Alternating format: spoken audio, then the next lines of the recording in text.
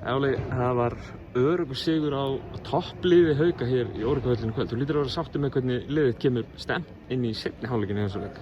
Ég rosalega ánægður með hvernig við endum leikinn, já. En þetta er ekki öruggur sigur. Ég meina við ströglum mikið í fyrri hálfleik. Haukarnir eru bara koma virkilega sterkar til leiks og sérstaklega í öðrum leikluta þá bara eru við mjög flatar varnarlega og lélegar og við lendum í einu skrýni og við bara gefumst upp og þær fá bara opið skot eftir opið skot og þannig að seinni hálfleikurinn annar mál. Við líka vorum mjög pirraðir í hálfleik og fórum skertum aðeins á okkar varnartaktík fyrir seinni hálfleikin.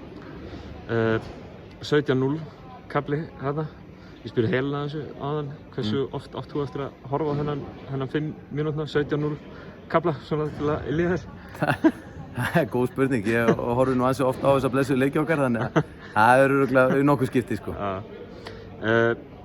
Ég meina að svona, já ég meina þú veist þetta er líklega skrítnasta tímabil í manna minnum. Þú kemur inn sem fyrst skipti þjálfari í efstu deild inn í þetta og svona pínu kannski svona brösótt byrjun. Þið virðist vera að ná vopnum ykkar svona ansi hratt núna á síðustu vikum og í síðustu leikjum. Já.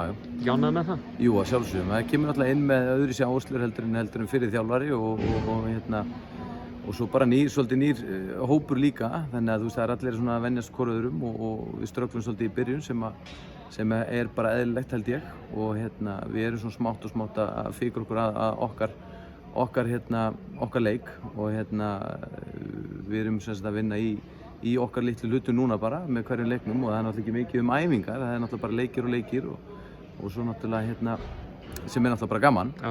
Og það er gaman að koma inn í þetta en þú veist ég minna á tímabili í þessari blessuðu COVID-pásu þá leið mann ekkert eins og maður væri þjálfari. Þú veist maður var bara eitthvað setja upp eitthvað prógram á netinu og senda á Facebook og þannig að þetta er búið að vera svolítið skrítið, já. Aðeins kannski út í Hildi Björk sem var ekki með ykkur í kvöld, hún meiddist í leiknum móti Skallagrím. Er það alvarlegt eða? Já, ég náttúrulega, þegar þú tekur 4 olnbogaskot þá náttúrulega er þetta aldrei gott sko, þannig að við vitum í rauninni ekkert hvernig hún kemur aftur. Vonandi sem fyrst, ég meina, er það næsti leikur eða það er næsti eða er það lengri tími, ég veit ekki neitt. En við vonum það besta náttúrulega bara.